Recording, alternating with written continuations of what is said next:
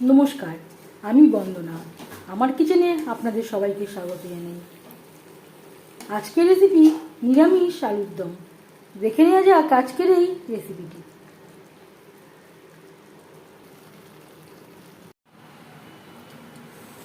নিরামিষ আলুর দম তৈরি করার জন্য এখানে আমি নিয়েছি 4টে আলু। আলু আমি খোসা ছাড়িয়ে টুকরো করে কেটে নেওয়ার পরে সেদ্ধ করে নিয়েছি। সবার প্রথমে আলু ভেজে নেব। দিয়ে দিয়েছি সামান্য পরিমাণে 1 চামচ রিফাইন্ড অয়েল। আমি রান্নাটা রিফাইন্ড অয়েলে করছি, আপনারা চাইলে যে কোনো কুকিং অয়েলেই করতে পারেন।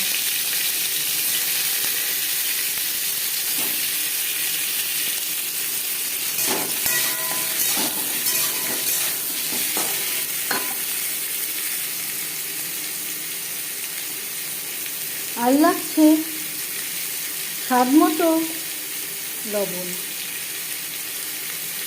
পরিমাণ মতো হলুদের গুঁড়ো। লবণ হলুদ দিয়ে আলু ভেজে নেব। আলু হালকা করে ভাজা হয়ে গেছে, একটা পাত্রে উঠিয়ে নেব। আর নিয়েছি চায়ের কাপের 1 কাপ চিনেবাদাম। চিনেবাদাম আমি ড্রাই রোস্ট করে নিয়েছি আর খোসা ছাড়িয়ে নিয়েছি। এতে দিয়ে দেবো 5-6টা কাঁচা লঙ্কা। আমি আর আদার ব্যবহার করলাম না, আপনারা চাইলে সামান্য পরিমাণে আদার ব্যবহারও করতে পারেন। অল্প অল্প করে দুধ অ্যাড করে এর একটা পেস্ট আমি তৈরি করে নেব। অল্প অল্প করে দুধ অ্যাড করে চিনেবাদাম ও কাঁচা লঙ্কা আমি বেটে নিয়েছি। আলু ভেজে নেওয়া কড়াইতে আবারও তেল দিয়েছি। দিয়ে দিলাম একটা ছোটো সাইজের তেজপাতা, 1 চামচ পাঁচফোড়ন। তেজপাতা আমি টুকরো করে নিয়েছি। 20-25 সেকেন্ড পাঁচফোড়ন তেজপাতা ভেজে নেওয়ার পর দিয়ে দেবো চিনেবাদাম, কাঁচা লঙ্কা ও দুধ, যেটা আমি একসাথে বেটে নিয়েছি।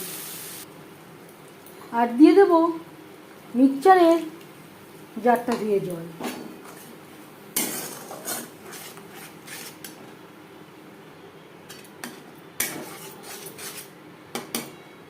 তিন 4 মিনিট নাড়াচাড়া করে নেওয়ার পর দিয়ে দেবো 1 চামচ ভাজা জিরের গুঁড়ো,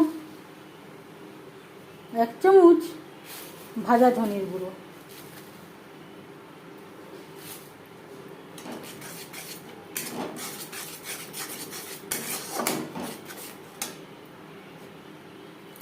আর দিয়ে দিলাম জল, মশলা কষাবার সুবিধার জন্য। যেহেতু চিনেবাদাম রয়েছে, তলা লেগে যাওয়ার সম্ভাবনা থাকতে পারে।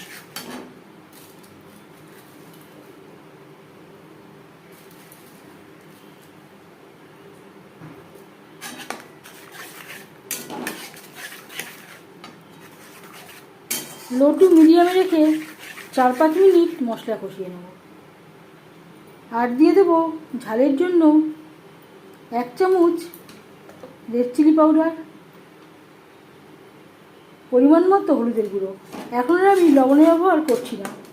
আলু ভাজবার সময় আমি আগে একবার লবণে ব্যবহার করেছিলাম, যদি প্রয়োজন হয় পরে অ্যাড করব।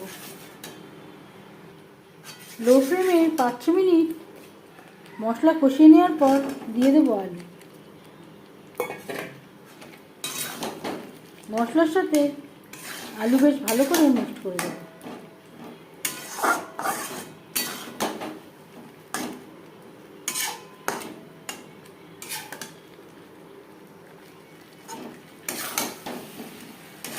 মশলার সাথে আলু আরও 3-4 মিনিট রান্না করব। মশলার সাথে আলু বেশ ভালো করে কষিয়ে নেওয়ার পর দিয়ে দেবো জল। জল কতটা অ্যাড করবেন সেটা সম্পূর্ণ নির্ভর করছে আপনার উপর। যেহেতু এখানে চিনেবাদামের পেস্ট রয়েছে, ঠান্ডা হলে অনেকটাই ঘন হয়ে যাবে। গ্রেভির সাথে আলু বেশ ভালো করে মিক্সড করে দেবো। গ্রেভির সাথে আলু আরও 4-5 মিনিট রান্না করব। আর দিয়ে দেব সামান্য পরিমাণে লবণ।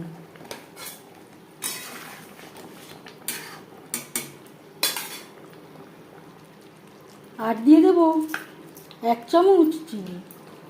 এতে মিষ্টি হবে না, স্বাদের একটা ব্যালেন্স আসবে। এবার যাচ্ছি ফাইনাল স্টেপে। সবশেষে দিয়ে দেবো ছোট 1 চামচ গরম মশলা পাউডার,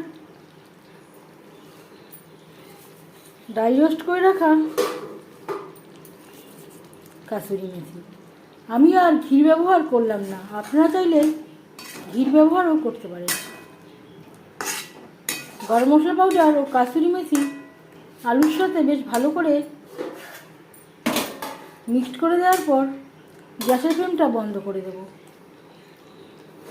10 মিনিট থেকে স্ট্যান্ডিং টাইমে রাখবো। সার্ভ করার জন্য এর সাথে থাকছে লুচি।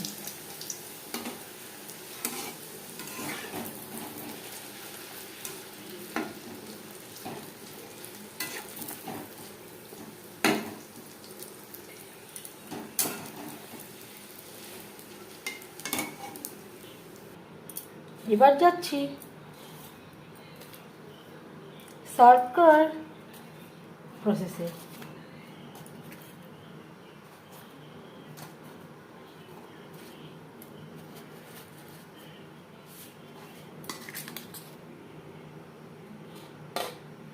নিরামিষ আলুর দমের রেসিপিটি কেমন লাগলো অবশ্যই জানাবেন কমেন্টের মাধ্যমে।